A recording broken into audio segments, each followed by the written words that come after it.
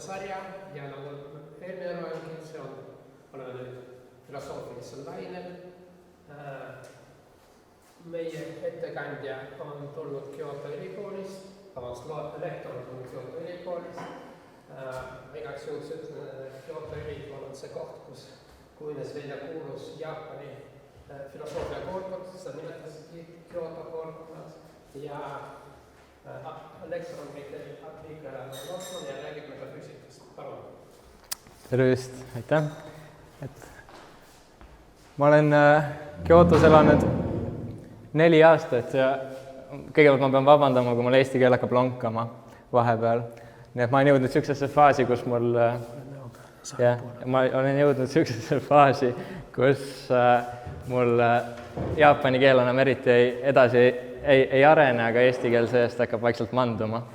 Nii et, aga ma tegin oma magistrikraadi Jaapani filosoofia ajaloos, aga praegu ma olen rohkem sellise teoreetilise kallakuga filosoofia osakonnas.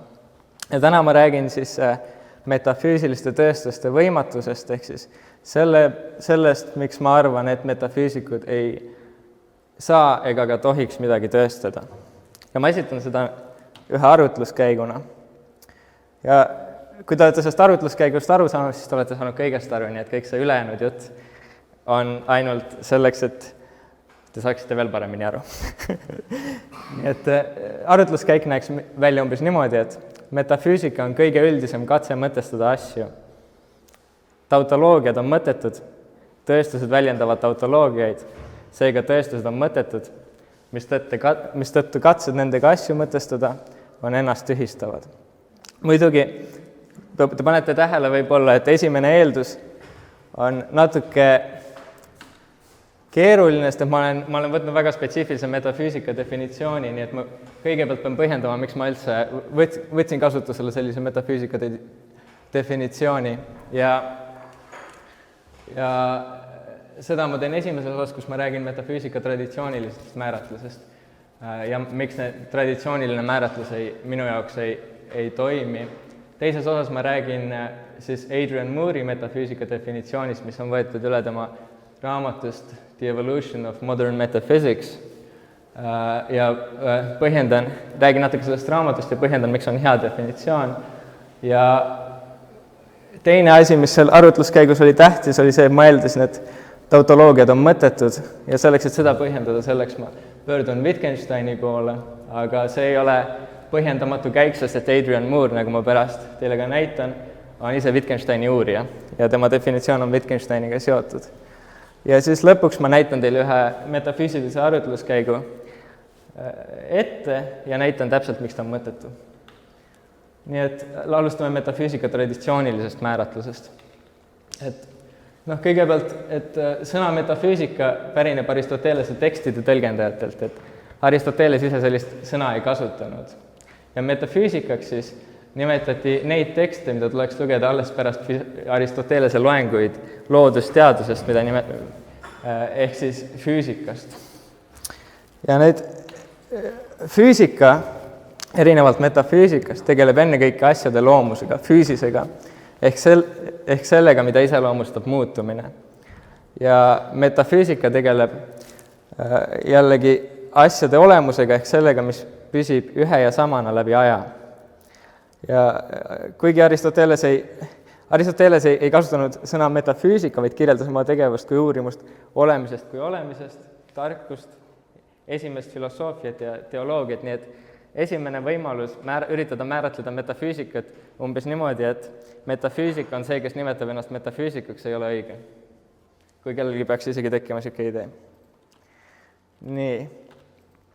Ja mida ta üritas teha füüsikas?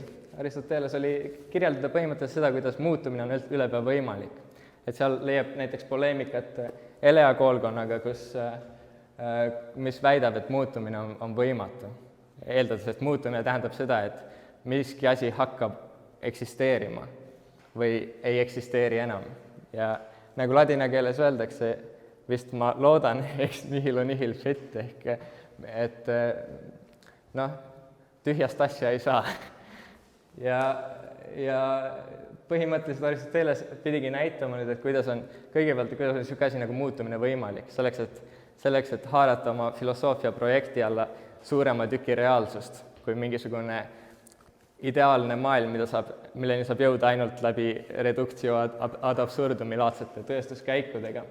Ja see on üldiselt, pilt on umbes selline, ma loodan, ma ise ei ole Aristotelese ekspert, aga see on umbes midagi sellist, et kõikidel asjadel on selline muutumatu algaine hüüle, mis võtab läbi aja erinevaid vorme. Ja näiteks, kui need erinevad vormid võivad olla väljendatud näiteks vanuses, pikkuses, kehakaalus. Ja selle ühe inimese elukäigu juures kõik need omadused muutuvad. Aga Aristoteles järgi see üks aine on selline, mis ei muutu, ta võib võtta erinevaid vorme, muutuda näiteks veest tuleks ja nii edasi. Aga metafüüsika jällegi, kui me räägime inimesest, siis ta räägiks inimese olemusest. Ja see on siis, inimese olemus on midagi, mis ei muutu sellel ajateljel. Ja ta pakub erinevaid variante ja ta ise ei ole nagu väga kindel selles, mis need erinevad variandid on. Ja osad tõlgendajad väidavad, et ta ei plaaninudki neid lõplikult lahendada, aga ta proovib mõelda, et mis asjad on siis need asjad, mis ei muutu. Ja kui need asjad, mis ei muutu, on substantsid, siis ta eristab kahte. Primaarne, ehk siis näiteks seesama algaine, mis ei muutu. Ja sekundaarne substants ehk essents, ehk need omadused, mis teevad sellest asjast asja. Ja üks võimalik kandidaat sellele oleks näiteks liiginimene. Et see elus olend siin, üks asi, mis terve tema selle elude jooksul ei muutu, on see, et ta on inimene. Ja Aristotelese arvates nüüd, kui nende liikidega minna aina spetsiifilisemaks, siis lõpuks sellest algainest ja nendest essentsidest või siis olemuslikest omadustest koorub välja konkreetne asi. Ja see on üks võimalik selliseid metafüüsika ülesandeid. Ehk siis vaadata, millised on kõige spetsiifilisemad olemuslikud omadused, mis teevad asjast asja. Võib-olla näiteks, et ta on mees. Siis me oleme välja kitsendanud. Aga kui see oli lihtne käik, aga mis järgmine on, seda ma ei tea. Aga samas jälle, kui minna üldisemaks, siis me jõuame Aristotelese kuulsate kategooriateni, mis oleks midagi nagu aeg, koht ja veel hästi palju, mida ma ei mäleta. Nii, aga see, mida mina nimetaksin selliseks traditsiooniliseks metafüüsika määratluseks, oleks siis põhimõtteliselt midagi sellist, et metafüüsika on distsipliin, mis üritab vastata Aristotelese apooriatele. Ja apooria on siis põhimõtteliselt sõna, mis tähendaks midagi seda, et sellist, et ajab juhtme kokku. Ehk kui me oleme omaks võtnud selle pildi, kus sul on see inimene oma eluteel ja tal on erinevad sellised aksidentaalsed või sattumuslikud omadused ja essentsiaalsed ehk olemuslikud omadused, siis kogu selle raamistiku kohta on võimalik küsida selliseid küsimusi, millel ei ole lihtsaid vastuseid, näiteks, et kas on olemas muid substantse peale aistitava, kas asjade põhimõtteid määravad indiviidid või nende liigid, kui liigid, siis kas kõige üldisemad või kõige spetsiifilisemad ja nii edasi. Aga need esimesed kaks on näiteks väga, või ütleme, eriti see teine on väga kuulus probleem, mis panustas väga palju keskaja skolastikasse, kust pärast ilmnesid igasugused variandid nagu nominalism ja realism. Aga lähme edasi. Et üks probleem metafüüsika määratlemisel on nimelt see, et see eeldab iseenesest tugevaid seisukohti. Näiteks, et asjadel on olemas olemuslikud omadused.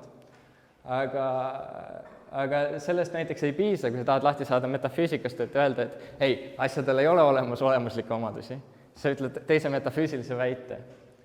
Selleks, et üldse eitada metafüüsikat kui sellist, selleks on vaja näidata, et see arutluskäik iseenesest on mõttetu. ja noh, selle kõige kuulsamaid, üks esimesi kuulsamaid eitajaid oli siis David Hume uurimus inimmõistusest, kus ta väga uhkelt kirjutab ja kusjuures kõik inimesed, kes pärast teda on vihanud metafüüsikut, nagu näiteks Carnap, neile väga meeldib just nimelt seda lõiku tsiteerida, et kui võtame kätte mis tahes köite, olgu tegu siis teoloogilise või skolastilise metafüüsikaga, siis küsigem, kas see sisaldab abstraktset arutlust kvantiteedist või arvust? Ei. Kas see sisaldab empiirilist arutlust faktidest või eksistentsist? Ei. Heitkem selle siis tulle, kuna see ei sisalda miskit peale pettejärelduste ja silmamoonduste. Nii, ja niimoodi ütleski. Aga üks asi, mis on nagu selle, mis on siin tähtis, on see, et mida ta eitas antud juhul, on olemuslikke küsimusi. Aga tema esimene ja kõige kuulsam teos on traktaat inimloomusest. Nii et ta eitas põhimõtteliselt kõike seda, millega tegeles skolastika, aga mõnes mõttes pöördus tagasi Aristotelese poole. Aga sealjuures küsimata olemuslikke küsimusi. Nii. Aga on ka teisi probleeme, näiteks, et see traditsiooniline määratlus ehk need asjad, millega tegeles Aristoteles, ei hõlma klassikalisi metafüüsilisi küsimusi, mida Aristoteles ei käsitlenud, näiteks vaba tahte võimalikkus. Ja see ei hõlma ka Aristotelese enda metafüüsilisi arutluskäike või neid, mida üldiselt peetakse metafüüsiliseks. Näiteks füüsikas ta räägib kosmoloogiast ja tõlgendamisest ta räägib fatalismist ja üldiselt neid peetakse metafüüsilisteks.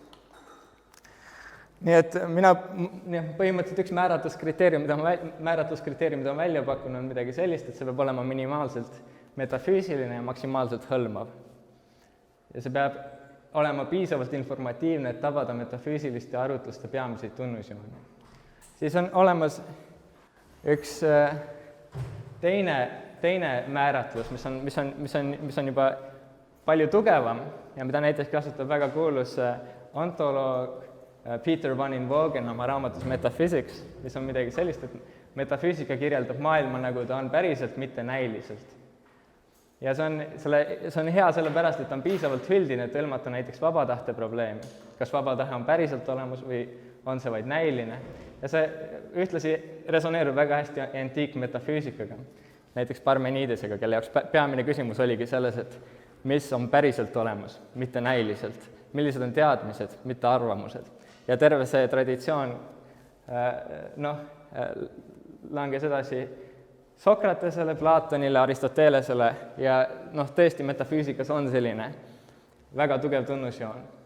Aga see on ikkagi liialt metafüüsiline, mina väidaksin, kuna see eeldab näilise ja tõelise eristust. Ja nüüd Peter van Inwagen ei ole rumal inimene, ta on sellele üritanud vastata.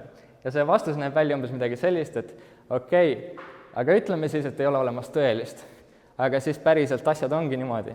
Ja siis see ongi sinu tõeline elu. Aga ma ikkagi ütleks, et see on natukene nõrk ja mul on selle kohta üks vastunäide. See vastunäide on ühest Jaapani filosoofilisest liikumisest, mille nimi oli õpetus nähtusest kui reaalsusest. Ja see on põhimõtteliselt, selle kohta võiks öelda, et see on madhyamaka või kesktee budismi hegeliaanlik väljendus, mis põhimõtteliselt tõlgendab väga palju budistliku sõnavara ümber Hegeli sõnavaraks. Näiteks virgumine on absoluutne teadmine ja kuidas see absoluutne teadmine väljendub, see väljendub nähtuste ja tõelisuse dünaamikas. Ja milline see dünaamika siis välja näeks? No täpselt niimoodi, nagu Peter van Inwagen ütleb. Kõigepealt me ütleme, et tõelisust pole olemas, kõik on näiline. Aga siis keegi ütleb, et päriselt ka või? Ja siis me ütleme, jah, tõesti päriselt niimoodi. Ja päriselt ongi niimoodi, et tõeliselt ei ole olemas midagi muud kui näilist. Aga see on ka omakorda näiline. Nii et põhimõtteliselt siin tekib selline, kuidas öelda, kana ja muna laadne paradoks. Ja sellest paradoksist arusaamine oleks midagi sellist, mida Inoue Tetsujiro, kes sellist metafüüsika õpetust kõige rohkem propageeris. Noh, tema väidab, et sellest dünaamika arusaamises seisnebki absoluutne teadmine. Väga lihtsustatult öeldud. Aga samas on vaieldamatu, et see tema õpetus on metafüüsiline, kuivõrd ta oli ka inimene, kes tõi nii jaapani kui hiina keelde sõna metafüüsika, või õigemini selle tõlke vaste. No kui olla päris täpne, siis see sõna oli olemas juba vanades tekstides, et see tõlke vaste pärineb nii-öelda muutuste raamatust ja see on siis see Keiji-jo gaku, ehk siis see osa siin on üle võetud siit. Ja ta valis selle sellepärast, et see kuidagi haakub väga hästi selle traditsioonilise metafüüsika määratlusega, et taoks kutsutakse seda, mis on kujuülene. Ehk siis see, mis on kujuülene, on metafüüsiline. Ja ma arvan, et see on piisavalt hea vastunäide, et öelda, et seda laadi mõtlemine on ka metafüüsiline, aga Peter van Inwogeni määratlus, või vähemalt see, millega ta töötab, ei ole piisavalt hea, et hõlmata selliseid mõtlejaid. Nii. Võtame siis vahepeal kokku, et metafüüsika traditsiooniline määratlus, lahendada Aristotelese apooriaid ja vastata nendega seonduvatele küsimustele. Ja määratluskriteeriumiks ma siis pakun, et minimaalselt metafüüsiline, maksimaalselt hõlmav ja maksimaalselt informatiivne. Läheme siis Moore'i definitsiooni juurde. Et Adrian William Moore on Oxfordi ülikooli professor, filosoofia ajakirja Mind peatoimetaja ja Wittgensteini uurija. Ja tema selle väitekirja juhendaja oli omakorda väga kuulus professor Michael Tammet, kes juhtumisi oli ka katoliiklane. Lihtsalt tõin ühe niisuguse triviaalse märkuse. Kuivõrd paavst juba tuleb Eestisse. Nii, ja tema esimest raamatut, The Infinite, lõpmatus, on juba eesti keelde avaldatud, seal tõlkis välja Märt Väljataga. Aga see, mida mina kasutan, on siis 2012. aasta The Evolution of Modern Metaphysics, Making Sense of Things. Ja nüüd pöördumegi siis kõigepealt selle raamatu poole. Et see raamat annab põhjaliku ülevaate moodsa metafüüsika ideede evolutsioonist, Descartesist Deleuze'ini. Ja see põhineb sellisel definitsioonil, mida ma täna kasutan, et metafüüsika on kõige üldisem katse mõtestada asju. Ja asjade mõtestamist üldiselt, kuigi tema niimoodi ei liigita, siis tema teksti põhjal mina liigitan, võib üldiselt jaotada siis propositsionaalseks ja mittepropositsionaalseks. Ja mis on täiesti hämmastav, on see, et tal on väga tugev analüütilise filosoofia taust, aga tema arvates, kuigi pole olemas parimat viisi asju mõtestada, siis on olemas kõige halvem viis seda teha. Ja propositsionaalne maailma mõtestamine on tema arust kõige halvem. Sellest, mis asi on propositsioon, sellest ma räägin täpsemalt Wittgensteini osas, aga mis on tähtis, on see, et ta on tegelikult tema Moore'i arusaam propositsioonist põhineb Wittgensteini kuulsal loogilis-filosoofilisel traktaadil. Ja kui aega on, siis ma räägin sellest täpsemalt. Et võtame siis selle definitsiooni lahti, et metafüüsika on kõigepealt kõige üldisem katse mõtestada asju. Kõige üldisem on põhimõtteliselt selline klassikaline metafüüsiliste mõistete ja arutluskäikude tunnus. Ja näiteks need Aristotelese kategooriad on kõige üldisemad. Substants, arv, põhjuslikkus, aeg, koht ja muud sellist. Ja kui, see näeks siis meile kuidagi niimoodi, et kui mõni katse mõtestada asju on kõige üldisem, siis Moore'i arvates see ongi juba metafüüsika. Aga mis on tähtis, on see, et Moore eeldab kõige üldisema katse olemasolu. Aga võtame näiteks, kui sa arvad, et kõige üldisem katse mõtestada asju on läbi loodusteaduste, siis professor Moore kutsuks sind scientistiks ehk teadusfundamentalistiks ja ütleb, et see ongi sinu metafüüsika. See on see, mille alusel sa mõtestad kõike seda, mida sa oma elus teed. Ja siis, sõna katse ei mängi väga suurt rolli, ta lihtsalt jätab avatuks võimaluse, et metafüüsika on tegevus, mitte õpetusega teadus. Kusjuures ta ei väida, et see peab olema tegevus. aga kõige tähtsam on muidugi roll on mängida sõnal mõtestama või make sense of. Ja mõtestamine, ta mõistab seda muidugi selleks, et olla kõige hõlvam, ta mõistab seda kõige laiemas tähenduses, et luua või avastada mõtet, muuta midagi arusaadavaks, hoomatavaks või ratsionaalseks.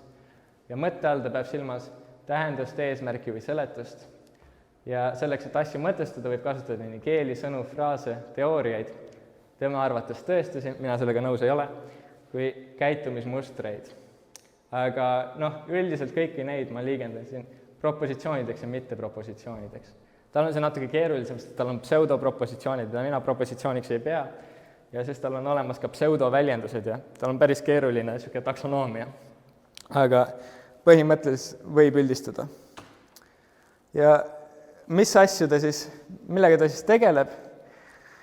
Moore ei täpsusta, kuid vihjab metafüüsika eneseteadlikkusele.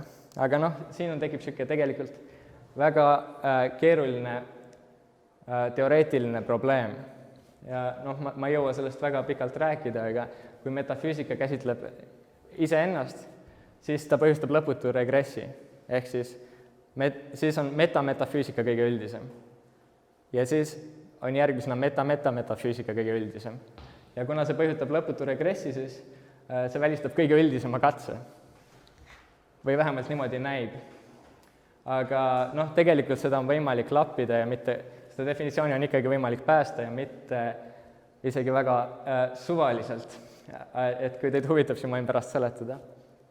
Ma kahjuks ei saa. Aga teine tähtis asi on see, et ta nõuab, et see oleks asjakohane.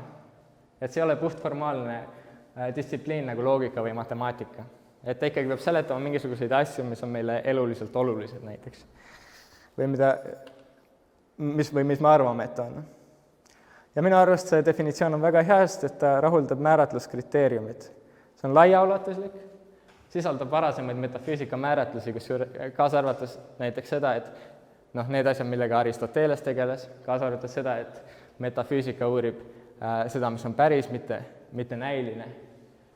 Ja muidugi ta ei pea nõustuma sellega, aga ta ütleb, et see on üks viis metafüüsikat mõista.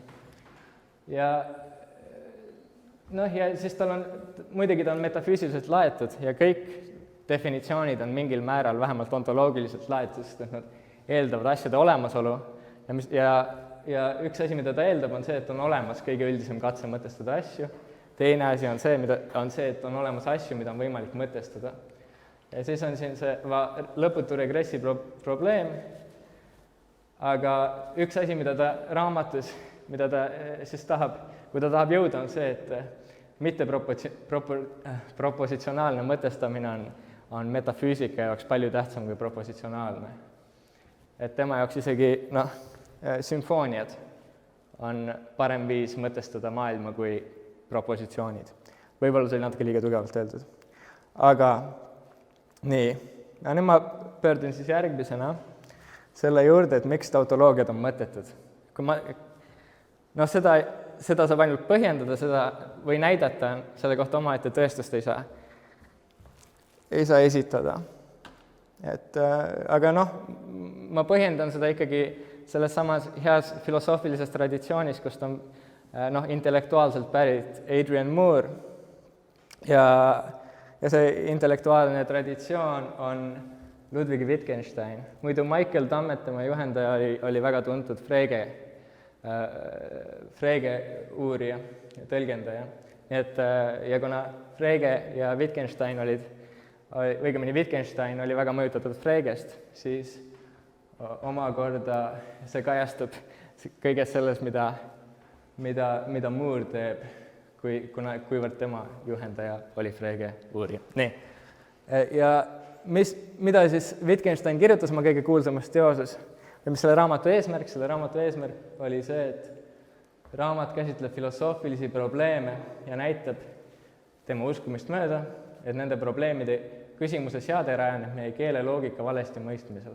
Ühesõnaga, mida ta teeb, vähemalt esimesel pilgul näitab metafüüsika kui sellise võimalikkust. Täpselt samamoodi, mitte täpselt samamoodi, aga väga sarnaselt sellele, mida tegi Hume. Ta ütleb, et kui metafüüsikud räägivad asjadest, siis need arutluskäigud on iseenesest mõttetud. Mitte, et need positsioonid on valed ja et teised positsioonid on tõesed. Aga meil ei ole üldse mõtet, meil ei ole võimalik rääkida mingitest substantsidest. Ja ta ütleb, et see on põhimõtteliselt keele väärkohtlemine. Ja see raamat jaotub siis 7 näiliseks väiteks, pärast ta nimetab neid pseudopropositsioonideks või näivlauseteks. Aga need on päris kuulsad, et esimene, ta põhimõtteliselt üritab raamistada seda, mis asi on maailm, siis seda, mis asi on mõte, siis seda, mis on mõttekas lause ja siis kuidas neid lauseid, kuidas nende lausete tõe väärtust määrata. Ja lõpuks siis kõige kuulsam ja kõige šefim väide, millest ei saa rääkida, tuleb vaikida. Aga väikse märkusena siin ma tõlgin sõna Sinn ja Bedeutung teistmoodi, kui seda on tõlgitud eesti keeles Jaan Kangilaski poolt. Et ma võin seda põhjendada, miks ma niimoodi tõlgin, aga see võtab jällegi aega, et kui huvitab, siis palun küsige. Ma loodan, et see tuleb niikuinii välja sellest minu jutust. Aga mida ta siis põhimõtteliselt nende väidetega teeb, on jaotab väljendid erinevatesse liikidesse. Üks on tautoloogia, vabandust, ma ütlen kõigepealt, et kui nendel väljenditel on tähendus, kui mingi lausel või väljendil on tähendus, või ta on tähendus ainult siis, kui ta kujutab tõsiasju, ja mingi lause või väljend on mõttekas ainult siis, kui see kujutab vähem kui kõiki ja rohkem kui mitte ühtegi tõsiasja. Väljendid on üldiselt siis 4 laadi ja kõige tähtsam eristus on see paks hall joon. Ülemised on lubatud, lubatud kirjeldused ja siis alumine üldiselt ei tohiks olla lubatud. Ja tautoloogia põhimõtteliselt, ta on tähenduslik sellepärast, et ta kujutab kõiki tõsiasju, aga ta ei ole mõttekas, sellepärast, et ta kujutab kõiki. Et ühesõnaga, ta täidab kriteeriumit, et kujutab tõsiasju. Lausel on nii tähendus kui mõte, sellepärast, et ta kujutab mingeid tõsiasju ja mitte kõiki. Kontradiktsioonil on siis tähendus sellepärast, et ta kujutab ühte tõsiasja ja see tõsiasi on tühi hulk. Ta esitab tühja maailmapildi, aga ta ikkagi esitab maailmapildi. Aga see ei ole mõttekas, sellepärast, et seal pole ühtegi tõsiasja peale selle tühja hulga. Ja siis on niisugused asja, mida mina olen tõlkinud kui mitte mõttelisteks näivlauseteks. Ma arvan, et see kõlab saksa keeles sama halvasti, kui see kõlab eesti keeles, aga see peabki kõlama sellepärast, et see on tema spetsiifiline terminoloogia, kuidas välja tulla sellest ühest probleemist, kuhu ta on ennast sisse seadnud. Nimelt, kõik need erinevad väljendid, nad ei vasta tähenduse ega mõttekuse kriteeriumitele. Sellepärast lõpuks ise nimetab neid näivlauseteks. Ja see on selline natuke paradoksaalne situatsioon. Aga samas ta paigutab mitte mõtteliste näivlausete alla kõik seda, mida võiks nimetada halvaks metafüüsikaks. Kui see, mis tema teeb, on hea metafüüsika, siis see, mida Aristoteles ja kõik muud teevad, on väga halb metafüüsika. Ja ma sellest väga pikalt ei räägi, aga ma toon ühe väga hea näite raamatust, siis Moori raamatust, et võtame Alberti ja Albert jälgib aknast liikluse kulgu. Ja see jälgib see peale, kuidas kellaasuti liigub ja mõtleb aja kulgemise peale. Asjade kulgu iseloomustab nende liikumise kiirus. Autod võivad liikuda näiteks 60 kilomeetrit tunnis, kuid kiiresti liigub aeg. Siis ta mõtleb, jälgib, kuidas see osut liigub, mõõdab ja vaatab, küllap siis ikka sekund sekundis. Aga mida tähendab sekund sekundis? Sekund jagatud sekundiga taandub 1 nii et aja kulgemise kiirus on 1. Mida tähendab, et aja kulgemise kiirus on 1?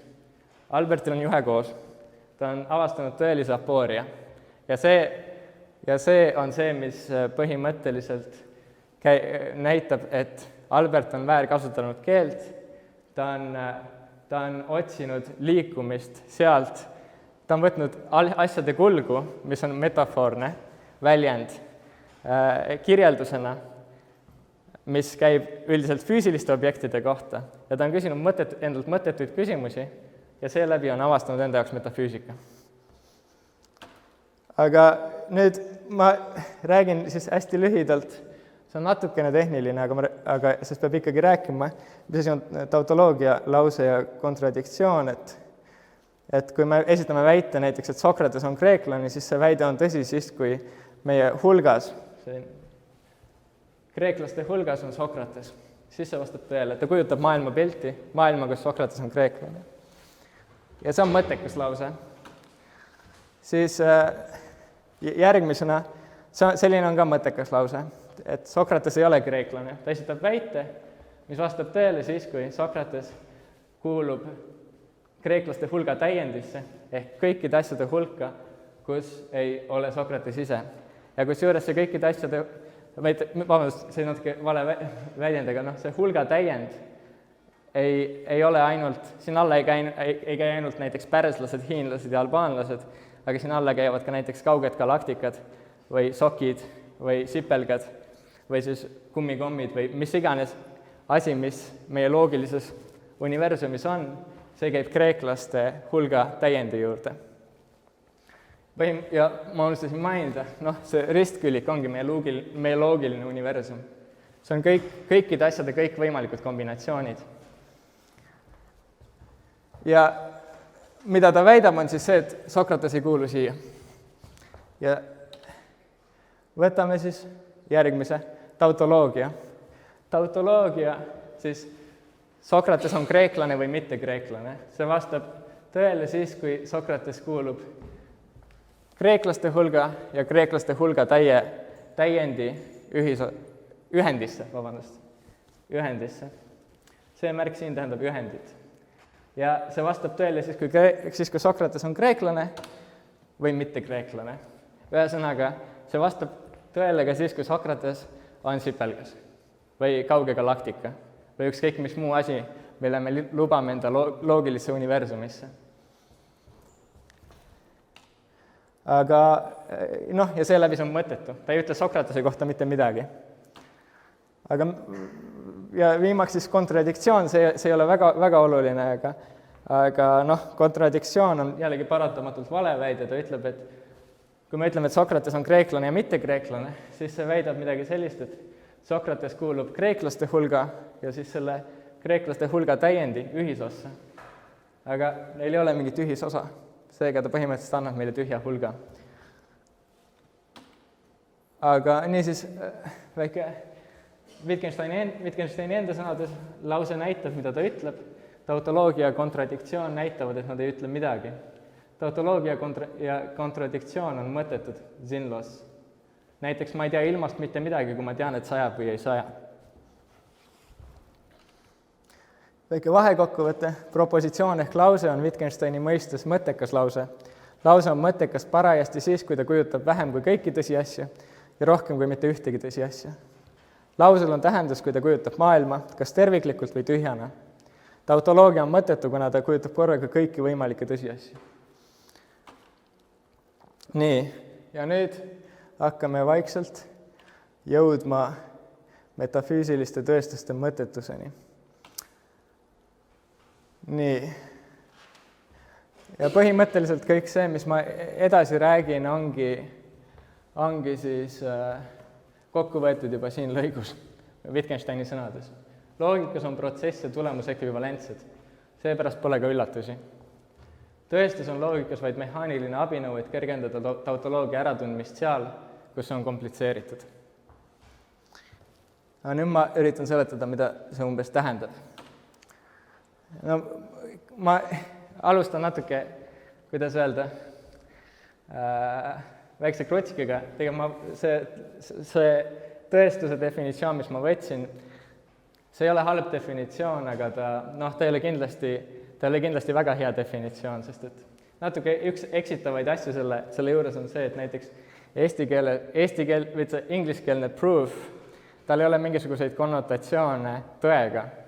Eesti keeles tõestus oleks justkui mingile asjale tõe sisse puhumine või midagi sellist. Aga tegelikult tõestus võib olla ka puhtsüntaktiline. Ehk siis sa isegi ei pea teadma, mis on mingisuguste märkide tõe väärtus. Sa lihtsalt näitad, et neil on selline süntaks. Ja me lepime kokku, et kui me näeme seda märki ja sellist operaatorit koos, siis see on tautoloogia. Ja seal on igasugused tuletusreeglid, kus sul on võimalik siis põhimõtteliselt automaatselt näidata, millised asjad on tautoloogiad ja millised asjad ei ole tautoloogiad. Aga minu arust see definitsioon, mille ma võtsin, kusjuures Vikipeediast, eestikeelsest Vikipeediast, seal oli niisugune silt, et tõestust ei ole väga hästi defineeritud, ja siis ma vaatasin arutlust ja siis see on põhimõtteliselt kompaktne versioon Andres Luure definitsioonist, mis asi on tõestus. Ja midagi sellist võib näha ka päris tihti igasugustes loogikaõpikutes algajatele. Et tõestus on loogiliselt korrektne arutlus. Arutlus on lõplik lausete jada, mis koosneb eeldustest ja järeldustest. Loogiliselt korrektne arutlus on tõeste eeldustega kehtiv arutlus, mille eelduste tõesus on teada või kokku lepitud. Ja arutlus on kehtiv, kui pole võimalik, et eeldused on tõesed ja järeldus on väär. Seda kõike on korraga raske seedida, kui seda ei ole varem õpitud, aga ma toon 2 näidet ja need peaksid olema piisavalt lihtsad, et kõik saaksid aru. Esiteks, et kehtiv arutlus oleks midagi niisugust. Kõik vaalad on uimedega veeelulised olendid. Teine eeldus, kõik uimedega veeelulised olendid on kalad. Seega kõik vaalad on kalad. See on loogiliselt kehtiv arutlus, sellepärast, et pole võimalik, et kui need eeldused on tõesed, siis järeldus on väär. See järeldus paratamatult on seotud eelduste tõega. Aga me teame, et teine eeldus on vale. Ja kuigi see on kehtiv arutlus, siis ta ei ole loogiliselt korrektne arutlus ehk tõestus. Ja siin me oleme selle mõtlesin ka Vikipeediast, ma ei tea tegelikult vaaladest mitte midagi. Et kõik vaalad põlvnevad, see oleks siis näide niisugusest loogiliselt korrektsest arutlusest ehk tõestusest, kus meil on kokkuleppelised või teada tõed. Näiteks, et esimene eeldus, kõik vaalad põlvnevad maismaal elanud sõralistest. Kõik sõralised on imetajad, seega kõik vaalad põlvnevad imetajatest. See ei ole päris formaalne, aga arusaadavalt on ikkagi korrektne. Siin on vaja ainult täpsustada, et oleks veel formaalsemalt seeditav. Aga mis on väga tähtis minu tänase ettekande jaoks on see, et kõiksuguseid tõestusi on võimalik kokku võtta ühe lausega. Ehk siis selle eelmise, mis ta oli, kõik vaalad põlvnevad maismaal elanud sõralistest, kõik sõralised on imetajad, seega kõik vaalad põlvnevad imetajatest, saab kokku võtta. Kui kõik vaalad põlvnevad sõralistest ja kõik sõralised on imetajad, siis kõik vaalad põlvnevad imetajatest. Nendel kahel ei ole absoluutselt mingit vahet. Ja nüüd järgmine asi, siin ma lähen natuke tehnilisemaks, aga ma ei hakka liiga palju seletama, on, et kui me oleme nüüd võtnud selle ühe lause, siis need on kõiki võimalik panna konjunktiivsesse normaalkujusse. Sõna kõlab väga hirmuäratavalt, aga tegelikult see on päris lihtne. See on niimoodi, et sulgude sees on siis disjunktsioon või sulgudest väljas on konjunktsioon ja sulgude sees disjunktsioon, sulgudest väljas konjunktsioon ja nii edasi. Sulgude sees võib olla nii palju osiseid või nii palju elementaarlauseid kui mis tahes, et seal võib olla A või B või C või D või mida iganes, peaasi, et nad on kõik seotud disjunktiivselt ja seal võivad olla ka eitused näiteks, et mitte A või B või mitte C. nüüd me oleme astunud juba ühe sammu lähemale sellele, miks tõestused on mõttetud. Aga teine asi, mida ma natuke puudutan, on see, et selleks, et neid panna konjunktiivsesse normaalvormi, selleks on vaja teada, mis on loogiline ekvivalents. Loogiline ekvivalents on siis selline asi formaalses loogikas, mis tähendab seda, et asjadel või nendel lausetel on ühesugune tõeväärtus. Näiteks, et need on lihtsad näited, sest need haakuvad väga hästi loomuliku keelega. Et väide sajab vihma või päike paistab, A või B, on ekvivalentne väitega, kui vihma ei saja, siis päike paistab. Ja ta on omakorda ekvivalentne siis implikatsiooniga, kui päike ei paista, siis sajab vihma. Ja kõik need on omakorda ekvivalentsed väitega, ei ole nii, et vihma ei saja ja päike ei paista. Põhimõtteliselt see tähendab, et kõik need on üksteiseks ümber kirjutatavad. Siis selleks, et panna neid väiteid konjunktiivsesse normaalkujusse, selleks on vaja ka asendusreegleid, aga nendest ma ei jõua vist täna eriti rääkida. Ja nii ma lihtsalt jätsin nad välja. Aga võtame siis ühe konkreetse metafüüsilise tõestuse või tõestuskäigu ja kujutame ette, et me oleme kokku leppinud, et need eeldused on tõesed. Metafüüsika on jõudnud nagu sinna lõpp-punkti, kus me teame näiteks, et need kaks väidet on tõesed. Kui vaba tahet pole olemas, siis inimesed ei vastuta oma tegude eest. Kujul siis näiteks mitte A, kui mitte A, siis mitte B. Teine eeldus siis on see, et kujutame ette, et loodusteadlased on kuidagimoodi välja selgitanud, et inimesed vastutavad oma tegude eest, siis nendest kahest me saame juba paratamatult välja tuua kolmanda ehk järelduse, kasutades sellist tuletusreeglit nagu modus tollens, kui mitte A, siis mitte B, B, seega A. Nii et kui vaba tahet pole olemas, siis inimesed ei vastuta oma tegude eest, inimesed vastutavad oma tegude eest, seega vaba tahe on olemas. Ja selle väite me võime siis põhimõtteliselt jällegi võtta kokku üheks suureks lauseks. Juhul, kui vaba tahte olematusest järeldub see, et inimesed ei vastuta oma tegude eest ja inimesed vastutavad oma tegude eest, siis vaba tahet pole olemas. Väike kirjaviga. Nii. Aga see kõlab täiesti mõtteka väitena. Me räägime ju ometigi sellest, kas inimesed vastutavad oma tegude eest või mitte. Ja see justkui näitaks meile, et inimesed tõesti paratamatult vastutavad oma tegude eest. Aga tegelikult, kuhu ma tahan jõuda, on näidata, et selline mõttekus on ainult näiline. Tegelikult see on täiesti mõttetu väide. Ja nüüd te ei pea sellest kõigest aru saama, aga mida ma siin teen, on võtan selle ühe tõestuskäigu,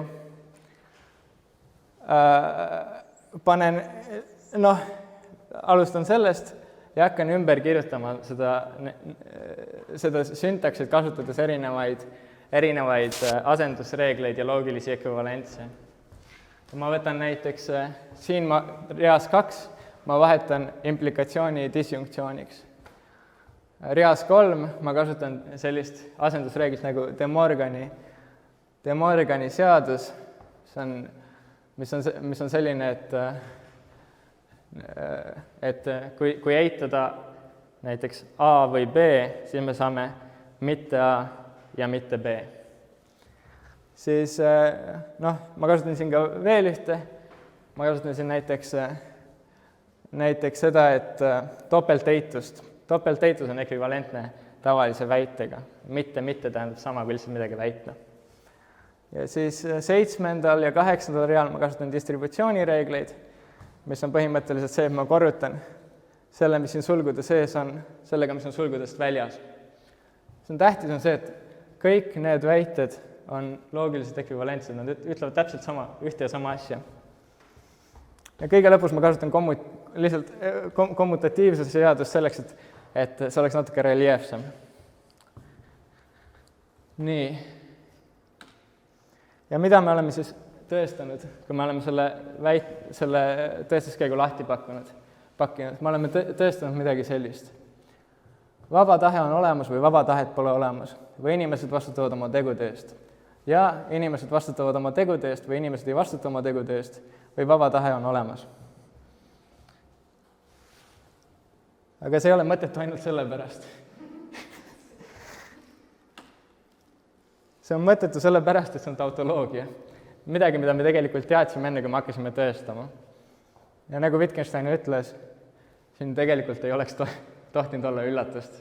Me võtsime paratamatult tõese asja, mis annab meile kogu loogilise universumi ja tahtsime sealt välja imeda mingisuguse spetsiifilise mõtte. Aga mida ta ütleb meile on see, et meil on selline hulk, kus on inimesed, kes vastutavad oma tegude eest, ja siis on selline hulk, kus vaba tahe on olemas ja siis kõik muud asjad. Me ei ole öelnud vaba tahte olemasolu kohta mitte midagi. Me ei ole öelnud selle kohta, kas inimesed vastutavad oma tegude eest mitte midagi. On olemas galaktikad, kes vastutavad oma tegude eest, on olemas sokid, kellel ei ole vaba tahet. Ma olen lihtsalt andnud kõik võimalikud stsenaariumid, mida me suudame ette kujutada. Nii. Ja ma lõpetangi nüüd Wittgensteiniga ja siin lõpuks tõin välja ka tema pildi. Tautoloogia jätab tõelisusele kogu lõpmatu loogilise ruumi. Kontradiktsioon täidab kogu loogilise ruumi ja jätta tõelisusele ühtegi punkti. Kumbki neist ei saa seetõttu tõelisust kuidagiviisi määratleda. Tautoloogia annab meile siis kogu võimaliku maailma. Ma teen kokkuvõtte, aga kuna aega on natuke üle, siis ma saan natuke rääkida ka sellest Moore'i definitsiooni teoreetilisest probleemist. Väga lühidalt. Ja miks ma arvan, et see tegelikult ei ole probleem? Et metafüüsika ideede ajalugu on ühtlasi selle enesemääratluse kujunemislugu. Ma lihtsalt tahtsin kirjutada mingisuguse ilusa lause. See põhimõtteliselt tähendab seda, et meil on olemas erinevad metafüüsika definitsioonid ja metafüüsikud, mida rohkem nad omavahel vaidlevad, seda laiemaks see definitsioon läheb. Sest et kuidagi on vaja hoida järge sellel, millest nad arutlevad. Ja selleks on põhimõtteliselt see definitsioon läheb aina üldisemaks. Ja ma arvan, et Moore'i definitsioon on vähemalt seni üks parimaid, sest et on minimaalselt metafüüsiline ja maksimaalselt laiaulatuslik.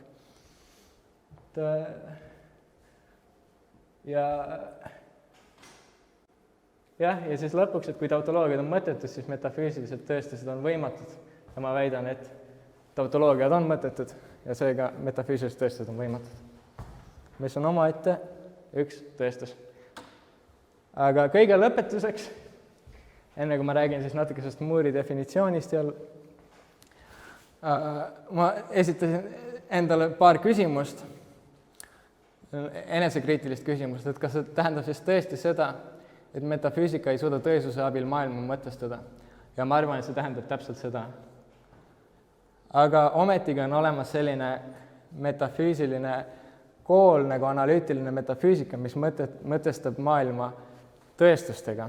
Näiteks hiljuti ma pidin ühes seminaris, mitte ei pidanud, aga ma väga hea meelega lugesin Simon Prosseri raamatut Experiencing Time, kogedes aega, kus Simon Prosser tahab meile tõestada, et ajakulgu pole olemas. Ta on ühesõnaga Wittgensteini järgi, ta on see Albert. Õigemini Moore'i Wittgensteini järgi, ta on see Albert, kes on saanud kella tiksumisest valesti aru. Ja aga ma arvan, et see väide on lihtsalt valesti sõnastatud. Et nad ei mõtesta midagi tõestustega. Et analüütiline metafüüsika teeb seda kehtivate arutlustega, mis loodetavasti ei jõua kunagi tõeste eeldusteni. Metafüüsilised arutlused on mõttekad parajasti siis, kui on võimalik, et nad eksivad. Analüütiline metafüüsika on tegevus, mitte õpetus. ehk siis kui peaks juhtuma niimoodi, et metafüüsika on kunagi jõudnud oma lõpp-punkti, kus meil on, kui ta on jõudnud tõelise tõsikindluse juurde, asjade juurde, mingite tõdede juurde, mida me paratamatult teame, siis see on ka metafüüsika lõpp. Sest et see ei aita meil enam maailma mõtestada, vähemalt mitte selle definitsiooni abil, millega ma töötasin. Ja nüüd siis väga lühidalt räägiksin siis lahti sellest, mis on selle definitsiooni üks probleeme. Mul on vaja selle definitsiooni ise ära lappida ja mitte väga arbitraalselt, sellepärast et ma tahaksin seda edaspidi kasutada. Et kus ma mainisin, siin. Ehk siis põhimõtteliselt, kui metafüüsika saab käsitleda kõiki asju, siis ta saab käsitleda ka iseennast. Ja kui ta saab käsitleda iseennast, siis see on juba metafüüsiline protsess. Kutsub esile lõputu regressi ja välistab kõige üldisema katse üleüldise võimalikkuse. Aga minu arvates seda on võimalik lappida head moodi ja halba moodi. Halb viis seda üritada lappida oleks öelda siis näiteks, et selge, siis me oleme põhimõtteliselt praegu näidanud, et metafüüsika ei saa tegeleda iseendaga. Nii et põhimõtteliselt metafüüsika on irrefleksiivne. Ta saab tegeleda kõige muuga peale iseenda. Ja siis meil ei teki lõputut regressi. Aga see on halb juba sellepärast, et ta ei taba ühte väga olulist metafüüsika tunnusjoon, mis on eneseteadlikkus. Ehk siis, kui Wittgenstein kirjutas oma loogilis-filosoofilise traktaadi, siis ta sai aru, et need asjad, need väited, näilised väited, mis ta on esitanud, sellest, kuidas me peaksime maailma mõistma, ei kirjelda maailma. Nii et Wittgenstein, kes on ise vähemalt oma varases faasis väga just metafüüsika vastane, esindab väga tugevaid metafüüsilise mõtlemise tunnuseid. Aga see on siis põhimõtteliselt halb viis seda kokku mõistada. Hea viis oleks öelda midagi sellist, et sõna kõige üldisem on natuke kahemõtteline ja see ei pea tähendama seda, et on olemas mingisugune üks asi, on olemas mingisugune üks kõige üldisem katse ja sealt enam üldisemaks ei lähe. Kõige üldisem võib olla siis mitte maksimum, aga see võib olla maksimaalne. Ehk siis metafüüsika on maksimaalne katse mõtestada asju.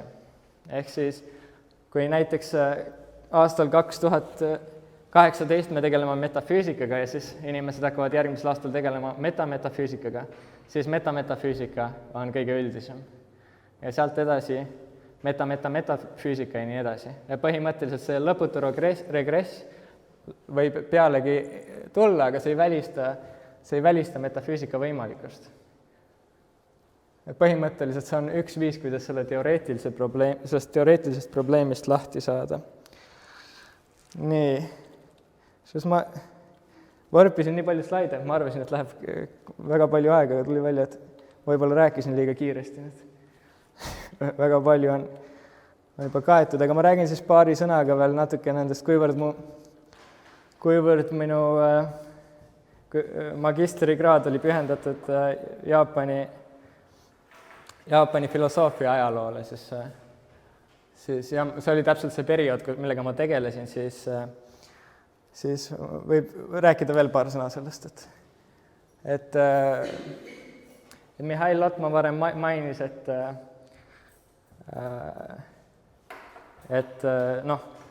Kyotost on pärit Kyoto koolkond, ja selle Kyoto koolkonna üheks loojaks peetakse Nishida Kitarood,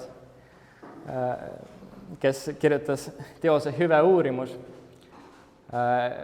rakendades erinevaid uusi mõisteid, mis oli tol ajal juba Jaapanisse jõudnud nagu pragmatism ja mõtestas seda kõike hegeliaanlikult omakorda, väikse budismi maitsega. Ja tema peamine väide selles raamatus oli see, et põhimõtteliselt kõik, mis meil on puhas kogemus. Et õigemini reaalsus on puhas kogemus. Et enne, kui me mõtleme mingisugustest asjadest, siis see ongi meie jaoks reaalsus. Kui me hakkame asjade järgi mõtlema, siis asjad lähevad keeruliseks. Siis on kuidagi niimoodi, et need asjad, millest me mõtleme, ei saa olla juba definitsiooni põhjal reaalsus, sest et reaalsus oli meil defineeritud kui midagi enne mõtet. Need mõtted justkui näeksid näilisena. Aga samas, siis ta esitab teise väite, et ei, ka mõtlemine on omakorda puhas kogemus. Põhimõtteliselt see, mida Nishida Kitaro teeb, on üle võetud Inoue Tetsujiroolt ja ühelt teiselt Inouelt. Ja põhimõtteliselt, mis ta teeb, kujutab näilise ja tõelise vahelist dünaamikat. Seal on mingisugused madhyamika budismi elemendid sisse integreeritud ja seal kõigil on mingisugused hegeliaanlikud kujundid, varjundid ja fraasid, näiteks ta räägib, kuidas asjad subleeruvad ja nii edasi. Et nii. Et ma siis põhimõtteliselt siinkohal lõpetaksin. Et kui teil on küsimusi, siis et lõpetan Wittgensteini, jah.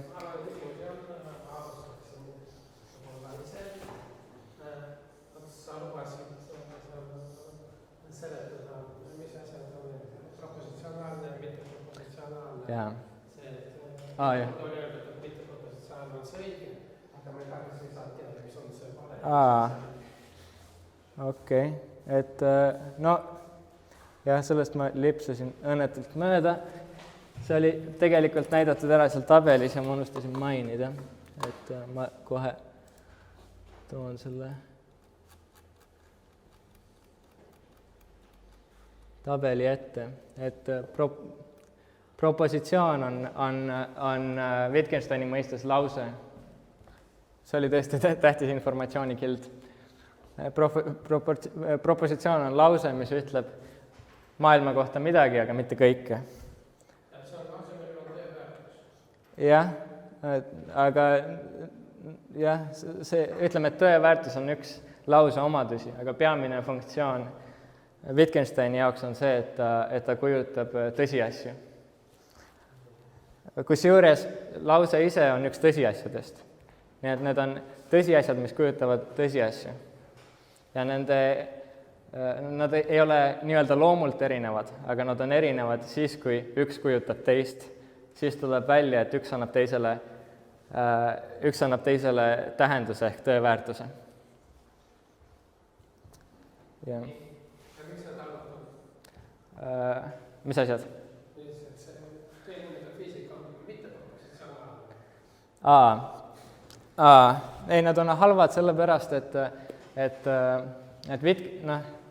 Wittgenstein, mida ta üritas põhimõtteliselt sellise maailmapildiga teha, see oli kujundlikult maailmapilt või selliste reeglitega, mida ta üritab teha, on anda loodusteaduslik, öelda põhimõtteliselt, et ainsad sellised päriselt adekvaatsed maailmakirjeldused pärinevalt loodusteaduselt. Ja loodusteadused ei ütle meile, kuidas asjad paratamatult on. Loodusteadused ütlevad meile, kuidas asjad on võimalikult. Aga muidugi see, mis ta ise teeb, on ka metafüüsiline. Nii et siin on väga suur probleem Wittgensteini uurijate seas, et kas kõik mittemõttelised näivlaused on mõttetud või mitte. Et põhimõttes nad ikkagi tahaksid öelda, et see, mis Wittgenstein teeb, ei ole mõttetu. Aga miks Moore'ile see ei meeldi, on sellepärast, et talle ei meeldi scientism. ta ütleb, et see on väga, väga kitsas ja natuke ülbe viis, kuidas maailma mõtestada. Et no, mul tekib kohe sihuke, mis ta on eesti keeles, noh, unustasingi eesti keele ära, et põhimõtteliselt üks kuulsamaid inimesi, kes vastaksid sellisele scientistlikule maailmapildile analüütilises filosoofias on Quine, William Orwin Van Quine, kellelt pärineb selline kuulus fraas, et mulle meeldivad kõrbemaastikud. Mida ta sellega tahab öelda, on see, et tema ontoloogiasse, tema kõikide asjade inventuuri kuuluvad asjad, mis on kinnitatud loodusteaduse poolt põhimõtteliselt. Ja metafüüsikal on roll, ainus roll on see, et ta peab loetlema põhimõtteliselt, mis need asjad on. Okei, no seal on natuke teistsugused, võib-olla ta täpsustab mingisuguseid kohti, millega loodusteadlased ise väga hästi hakkama ei saa, aga mitte mingil juhul ta ei tohiks minna loodusteaduse vastu. Et kui on mingisugune metafüüsiline positsioon, mis on kuidagi sellest loodusteadustest väljaspool, siis see on juba Quine'i jaoks täiesti out. Aga samas meil on Eestis teistsugused metafüüsikud, kes oleksid Moore'ile väga sümpaatsed. Ja üks nendest on Valdur Mikita, kellele meeldivad jälle metsamaastikud. Ja mida ta teeb nende metsamaastikutega, mõtestab mingisugust soome-ugri rahvusele omapärast, või rahvastele omapärast mõtteviisi. Või vähemalt üritab seda teha ja võimalik, et ta teeb seda väga hästi. Ja Moore'i jaoks on see täiesti esiteks mõtteline tegevus, mõtestatud tegevus. Ta annab meile mingisuguse viisi, kuidas mõtestada oma argielu, kuidas leida tähendust selles, mida me teeme. Samal ajal, kui me ei saa lugeda mingisuguseid neid, me kõik ei saa aru teadustekstidest ja mida see ütleb meile, et midagi on jälle kuskil avastatud. Argipäevases elus me ei kasuta eriti palju teadust. Aga Moore'i jaoks ma arvan, et see peamine põhjus, miks talle see propositsionaalne nii väga ei sümpatiseeri, on see, et ta on väga argieluline inimene. Ma isiklikult ei räägi, ta käis küll meil Kyotos, pidas ühe loengu ja siis ma veendusin, et ta on tõesti, nagu inglise keeles öeldakse, down to earth, et ta põhimõtteliselt on jalgpallifanaatik, talle meeldivad kõik need asjad, kui sa näeksid sellist inimest nagu Moore tänaval, siis sa ei arvaks, et ta on filosoof, arvatavasti, aga kohutavalt selge ja mõtleja suurepärane inimene. Okei, jah. Selge, kui tema jaoks sümfoonia on rohkem metafüüsika kui Wittgenstein. Siis on aru saada. Jah. See on mitte prototyp. Aga see on üldine probleem metafüüsikas ja eraldi ontoloogias, et suhe loogika. Et sul on väga nii, et loogika on kuidagi meile ette antud ja ta nagu tõe garantii, aga samas on ka teised vaatevinklid, et hoopis loogika on metafüüsika osa ja loogikat tuleb metafüüsiliselt põhjendada, aga mitte metafüüsikat loogikale. See on tõesti niimoodi. Ja kusjuures see on näiteks väga suur probleem siiamaani on see, et inimestele, kes arvavad näiteks, et tegelikkus ei tohi olla vastuoluline, ja on väga suur probleem öelda, miks vastuolud on halvad. Sellel oli üks siuke pikaajaline vastus, et kui sa eeldad vastuolu, siis sealt võib tuletada ükskõik mida tahes ja siis me jõuame triviaalsusteni, aga praegu on olemas juba sellised loogilised süsteemid, mida nimetatakse parakonsistentlikeks loogikateks, kus sa võid eeldada vastuolu ja plahvatust ei sünni. Põhimõtteliselt seda argumenti ei saa enam kasutada. Ja tõesti, sel juures meil on vaja mingisugust metafüüsilist viisi, kuidas põhjendada loogika alustalasid.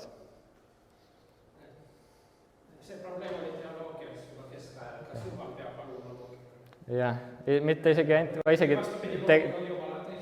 Descartesil, kellele skolastika väga ei sümpatiseerinud, tal oli täpselt sama probleem. Nii, aga ma tahtsingi jõuda sellele, loodusteadusi ja loodusteadusi on veel igasugust huvitavad asjad siin maailmas. Et see,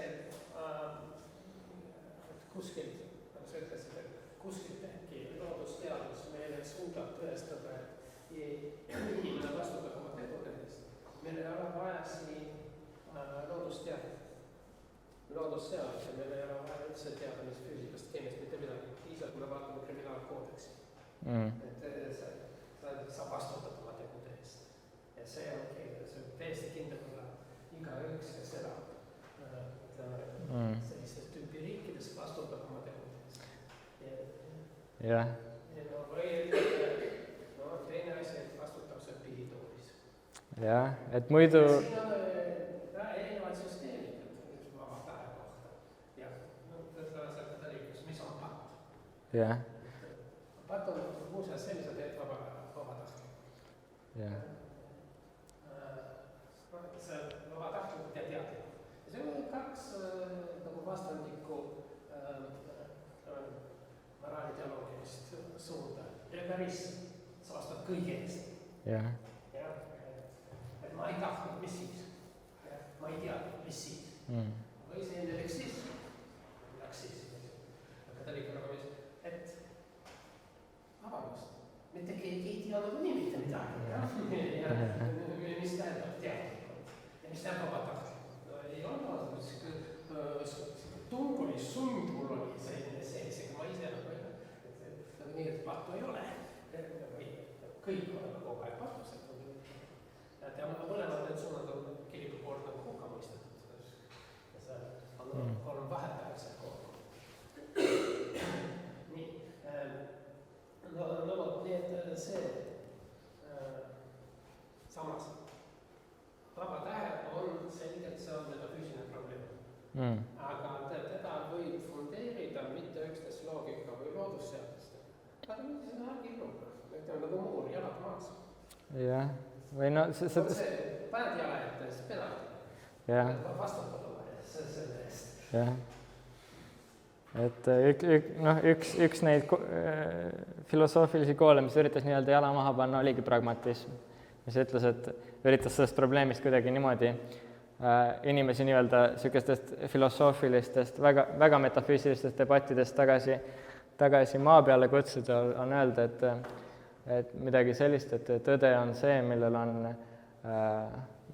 on, mis need on, mõjud sinu kogemusele.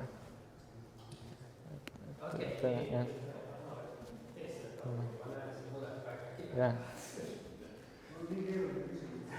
Kelle aast teeb? Nagu selles öeldus, et nii ja naa ja loodusteadused ütlevad ainult seda, mis on võimalik, mitte seda, kuidas on. Ei, nad ütlevad seda, kuidas on, aga nad ei ütle seda, kuidas peab olema. Jah, ja see on täpselt. See, mis on võimalik, aga talle paratamata. Aga siin on nagu mõnikord loodusseaduse osutuvad edukamaks nendest mõttetutest lausetest, mis kujutavad vähem kui kõike ja rohkem kui ühtegi. Ja mida ma mõtlen sellest, praktika näidanud seda, et me ei kipu kahtama selles, et on olemas näiteks rahv. Loodusteadustes või füüsika, see osana X-i osa näituseks ja see oli pool loodusteadus. Jah, aga siin ongi, ma lähen tagasi nüüd Aristoteles. Ma tahan öelda, et loodusteadused mõnikord ütlevad meile mõttekamaid lauseid kui... Aga siin ma pöörduksingi tagasi Aristotelese ühe apooria poole, mis ta siis on. D. Kas põhimõtete arv on piiratud arvult või liigilt? Kas kaduvate asjade kohased põhimõtted on iseenesest kaduvad? Loodusteadused ei ütle meile, et loodusseadused on paratamatult tõesed. Loodusteadused ei ole paratamatult tõesed. Need on asjad, mis on püstitatud hüpoteeside põhjal empiiriliste vaatluste alusel. Ja neid kasutatakse täpselt senikaua, kuni nad suudavad meile maailma hästi seletada. Aga seadused iseenesest, loodusseadused iseenesest ei ole paratamatud. On võimalik, et nad muutuvad. Õigemini on võimalik, et neid täpsustatakse, et nad muudavad kuju ja kõike muud. Aga loodusteadused ei ütle meile, ei anna meile pilti sellest, kuidas asjad peaksid olema, vähemalt mitte kõige üldisemal tasemel. Aga siis see tähendab seda, et teadused on kogu aeg selline pallikene, mis kogu aeg lõhkeb pisinaga, sealt lendab kogu teadmine välja ja siis me paneme sisse uue teaduse. Ei, see päris... Teadmine ei ole selline, teadmine on pigem nagu hierarhiline ja kasvav. Ei no, mis Wittgenstein on väga suur loodusteaduste sõber. Ja mida ta ütleks selle peale on see, et loodusteadustel on väga suur tõenäosus seletada meile maailma. Nad ei ütle, kuidas asjad on paratamatult, aga kui nad ütlevad näiteks, et midagi sellist, et kui ma viskan pastaka õhku, et ta kukub alla ja suudab selle väga ilusasti ära seletada, miks ta seda teeb, siis seal on väga suur tõenäosus, et sellel teoorial on tõsi taga nii-öelda. Aga kui me vaatame loodusteaduste evolutsiooni läbi aja, siis me näeme, et väga tihti on seadusi ümber kirjutatud. Asja, mida Newton pidas tõeseks, ei olnud enam Einsteini järgi tõesed ja nii edasi. See muidugi ei tähenda, et Newton oli ilmselgelt vale, aga see lihtsalt tähendas seda, et paradigma muutus. Mulle Wittgenstein oli tehniline haridus, kõigepealt on väga edukas leitaja, tavaliselt kui temast filosoofi ei saada, siis ta läheb ära mõtteks.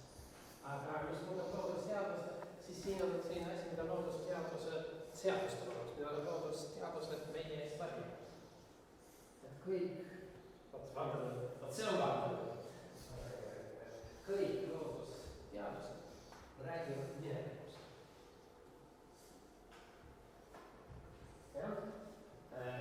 Miks see praegu kukub? Ma ennustan, et see praegu kukub. Sellepärast et alati enne liikus. Ja kõik need loodusteadused on induktiivsed. Nad lähtuvad mineviku kogemusest.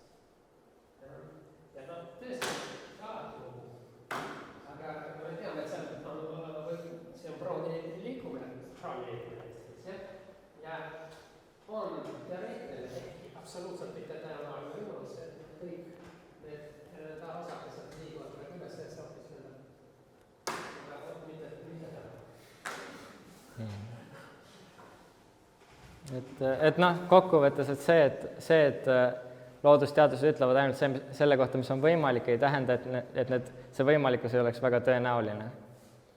Ja see on niisugune tõsikindlus, mida Wittgenstein ajas taga.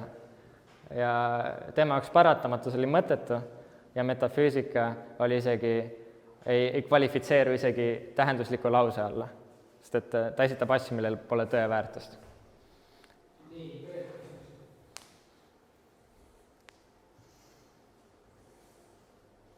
Kas Nii, kui rohkem küsimusi ei ole, siis me täname rektorit. Rektoril on küsimus.